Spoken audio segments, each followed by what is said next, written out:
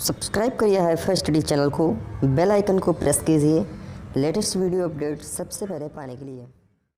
Hello दोस्तों, एक बार फिर से आप सभी का बहुत बहुत स्वागत करता हूं आपके अपने चैनल हाईफाई स्टडी पे। दोस्तों यहां पर मैं आप सभी के लिए लेकर के आया हूं पियाजे का संज्ञानात्मक सिद्धांत, जो कि आप सी टेट के लिए भी बहुत इम्पॉर्टेंट है, साथ में यूपी टेट के लिए भी बहुत इम्पॉर्टेंट है। ठीक है, तो बहुत इंपॉर्टेंट है साथियों, ध्यान से देखिएगा। पियाजे का संज्ञानात्मक विकास जो सिद्धांत है, ठीक है दोस्तों। तो यहाँ पर आप देख सकते हैं ये पियाजे जी हैं, जीन पियाजे जिनका नाम है। ठीक है, अब यहाँ पर इनका हम लोग सिद्धांत देख लेते हैं। तो जीन पियाजे का जो जीन पियाजे द्वारा संज्ञानात्मक विकास सिद्धांत, ठीक है, मानव बुद्धि की प्रकृति एवं उसके विकास से संबंधित एक विशद सिद्धांत है।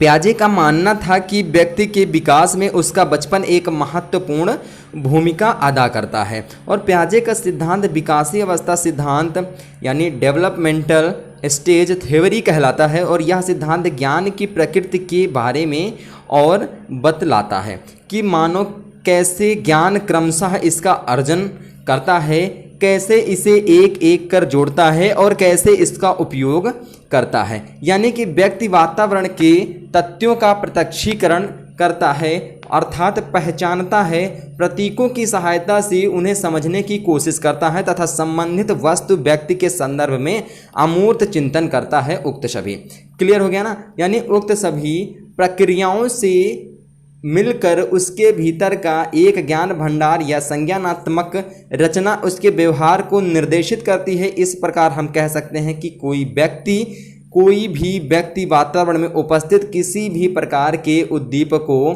से प्रभावित होकर सीधे प्रतिक्रिया नहीं करता है। पहले वह उन उद्दीपकों को पहचानता है और ग्रहण करता है, उसकी व्याख्या करता है। इस प्रकार हम कह सकते हैं कि संज्ञानात्मक संरचना वातावरण में उपस्थित उद्दीपकों और व्यवहार के बीच मध्यस्थता का कार्य करता है। क्लियर। अब यहाँ पर जीन पियाजे ने बताया था कि व्यापक स्तर पर संज्ञानात्मक विकास का अध्ययन किया, और पियाजे के अनुसार बालक द्वारा अर्जित ज्ञान के भंडार का स्वरूप विकास की प्रत्येक अवस्था में बदलता है और परिमार्जित होता रहता है। पियाजे के संज्ञानात्मक सिद्धांत को विकासात्मक सिद्धांत भी कहा जाता है। ठीक है, चूंकि क्या होता था यहाँ पर, चूंकि उसके अनुसार बालक के भीतर संज्ञान का विकास अनेक अवस्थाओं से होकर गुजरता था, इसलिए इसे अवस्था सिद्धांत स्टेज थ्योरी भी कहा जाता है साथियों। ठीक है, तो बहुत इंपॉर्टेंट था साथियों ये आप सभी का। उसके बाद यहाँ पर बात आती है कि संज्ञानात्मक विकास की अवस्थाएं कौन कौन सी होती है। तो जीन पियाजे ने संज्ञानात्मक विकास को 4 अवस्थाओं में विभाजित किया है। कौन कौन सी अवस्थाओं में? फर्स्ट हो जाएगा संवेदिक पेशीय अवस्था यानी जन्म के 2 वर्ष, और पूर्व संक्रियात्मक अवस्था यानी 2 से 7 वर्ष, और मूर्त संक्रियात्मक अवस्था। ठीक है, मूर्त संक्रियात्मक पियाजे अवस्था इनका हो जाएगा 7 से 11 वर्ष तक, और 4th नंबर हो जाएगा हमारा अमूर्त संक्रियात्मक अवस्था। ठीक है, तो ये हो जाएगा 11 से 15 वर्ष। उसके बाद हमारा आता है कि संवेदी पेशीय अवस्था क्या थी। संवेदी पेशीय अवस्था यानी जन्म से लेकर के 2 वर्ष तक। तो यानी यहाँ पर बताया गया कि इस अवस्था में बालक केवल अपनी संवेदनाओं और शारीरिक क्रियाओं की सहायता से ज्ञान अर्जित करता है। बच्चा जन्म लेता है तो उसके भीतर सहज क्रियाएं होती हैं, और इन सहज क्रियाओं और ज्ञानेंद्रियों की सहायता से बच्चा वस्तुओं, ध्वनियों, स्पर्श, रसों एवं गंधों का अनुभव प्राप्त करता है, और इन अनुभवों की पुनरावृत्ति के कारण वातावरण में उपस्थित उद्दीपकों की कुछ विशेषताओं से परिचित होता है। और उन्हें इस अवस्था को 6 उप अवस्था में बांटा गया है। कौन कौन सी? फर्स्ट हो जाएगा हमारा सहज क्रियाओं की अवस्था यानी जन्म से लेकर के 30 वर्ष तक। प्रमुख वृत्तीय अनुक्रिया की अवस्था 1 से लेकर के 4 माह तक। गौड़ वृत्तीय अनुक्रियाओं की अवस्था यानी 4 माह से लेकर के 8 माह तक। गौड़ एक्समेटा की समन्वय की अवस्था 8 माह से 12 वर्ष तक, और तृतीय वृत्तीय अनुक्रियाओं की अवस्था 12 वर्ष से 18 वर्ष तक। उसके बाद 6 नंबर हमारा आता है कि मानसिक सहयोग द्वारा नए साधनों की खोज की अवस्था 18 माह से लेकर के 24 माह तक। उसके बाद हमारा साथियों आता है वो वेरी मोस्ट इंपॉर्टेंट है कि पूर्व संक्रियात्मक अवस्था क्या होता है। यानी इस अवस्था में बालक स्वकेंद्रित व स्वार्थी ना होकर दूसरों के संपर्क से ज्ञान अर्जित करता है। अब वह खेल, अनुकरण, चित्र निर्माण तथा भाषा के माध्यम से वस्तुओं के संबंध में अपनी जानकारी अधिकाधिक बढ़ाता है। धीरे धीरे वह प्रतीकों को ग्रहण करता है, किंतु किसी भी कार्य का क्या संबंध होता है तथा तार्किक चिंतन के प्रति अनभिज्ञ रहते हैं। और इस अवस्था में अनुक्रमणशीलता पाई जाती है और इस अवस्था में बालक के अनुकरणों में परिपक्वता आ जाती है। और इस अवस्था में प्रकट होने वाले लक्षण दो के होने से इसे दो भागों में बांटा गया है। साथियों, ये पीडीएफ जो है वो आपको टेलीग्राम पे मिल जाएगी और टेलीग्राम एप्लीकेशन पे आप लोग डायरेक्टली सर्च कर सकते हैं हाई-फाई स्टडी 94। ठीक है साथियों, हाई-फाई स्टडी 94 आप लोग सर्च करिए, वहाँ पर आपको पीडीएफ ये प्रोवाइड कर दी जाएगी। तो यहाँ पर साथियों सबसे पहले हम लोग लिख सकते हैं कि पूर्व प्रत्यात्मक काल यानी 2 से 4 वर्ष,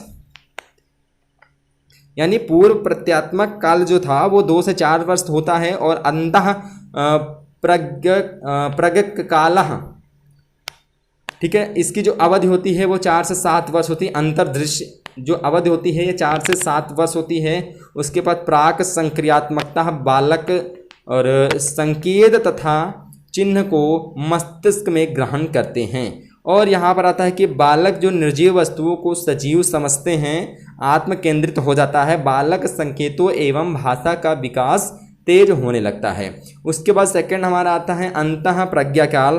तो प्रज्ञा काल क्या होता है, यानी बालक छोटी छोटी गणनाओं जैसे जोड़ना घटाना आदि सीख लेता है, घटाओं को सीख लेता है और संख्या प्रयोग करने लगता है। और इसमें क्रमबद्ध तर्क नहीं होता है, क्रमबद्ध तर्क बिल्कुल भी नहीं होता है। नेक्स्ट हम लोग देख लेते हैं मूर्त संक्रियात्मक अवस्था क्या थी, यानी इस अवस्था में बालक विद्यालय जाना प्रारंभ कर देता है एवं वस्तुओं एवं घटनाओं के बीच समानता भिन्नता समझने की क्षमता उत्पन्न हो जाती है। और इस अवस्था में बालकों की संख्या बोध, वर्गीकरण और क्रमानुसार व्यवस्था, किसी भी वस्तु व्यक्ति के मध्य पारस्परिक संबंध का ज्ञान हो जाता है और वह तर्क कर सकता है। संक्षेप में वह अपने चारों ओर के पर्यावरण के साथ अनुकूल करने के लिए अनेक नियम को सीख लेता है, पर्यावरण के अनुकूल होने के लिए।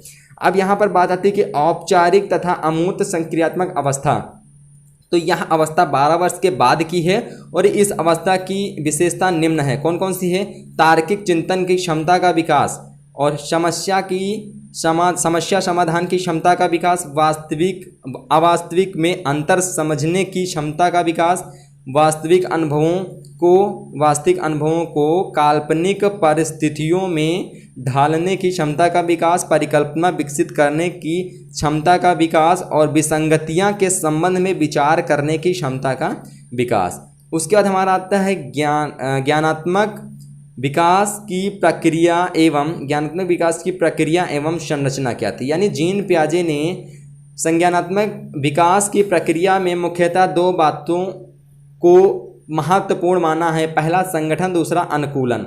यानी संगठन से तात्पर्य बुद्धि में विभिन्न क्रियाएं जैसे प्रत्यक्षीकरण, स्मृति, चिंतन एवं तर्क सभी संगठित होकर करती हैं। उदाहरण के तौर पे हम कह सकते हैं कि एक बालक वातावरण में उपस्थित उद्दीपकों के संबंध में उनकी विभिन्न मानसिक क्रियाएं पृथक पृथक कार्य नहीं करती हैं, बल्कि एक साथ संगठित होकर कार्य करती हैं। वातावरण के साथ समायोजन करना संगठन का ही परिणाम है। संगठन व्यक्ति वाला वातावरण के संबंध को आंतरिक रूप से प्रभावित करता है और अनुकूलन बाह्य रूप से प्रभावित करता है। ठीक है साथियों, और इसकी जो बाहरी कड़ियां हैं वो कुछ अलग प्रकार की हैं, जो कि बाहरी कड़ियां जाता आपसे पूछा नहीं जाता है। तो दोस्तों ये थे आप सभी के वेरी मोस्ट इंपॉर्टेंट टॉपिक जो आपको पता है ना। तो दोस्तों ये थे आप सभी के वेरी मोस्ट इंपॉर्टेंट टॉपिक जो आपके एग्जाम में बेसिकली पूछे जाते हैं। इस वजह से इसको मैंने आपके साथ शेयर किया, जो कि यूपी टेट सीटेट के लिए बहुत ही ज़्यादा इंपॉर्टेंट है। पियाजे के संज्ञानात्मक विकास का सिद्धांत, यानी जीन पियाजे के संज्ञानात्मक विकास का सिद्धांत जो था बहुत ही ज़्यादा IMP क्वेश्चन है दोस्तों। ये बहुत ज़्यादा पूछा भी जाता है आपके टेट, सुपर टेट और यूपी टेट में। ठीक है साथियों, और इसकी PDF जो है वो आपको मिल जाएगी टेलीग्राम चैनल पे। टेलीग्राम चैनल का लिंक आपको डिस्क्रिप्शन बॉक्स में मिल जाएगा, या आप डायरेक्टली सर्च कर सकते हैं हाई-फाई स्टडी 94। ठीक है, हाई-फाई स्टडी 94 सर्च करिए डोमेन नेम, और तुरंत आपको PDF जो है वहाँ से डाउनलोड कर लीजिएगा सभी साथी। ठीक है, तो दोस्तों आज की वीडियो बस इतना था दोस्तों। मिलते हैं फिर नेक्स्ट वीडियो के साथ, और जो साथी नए चैनल पे हैं उसको चैनल को जरूर सब्सक्राइब कर लेंगे। तब तक थैंक यू। जय हिंद, जय भारत, वंदे मातरम।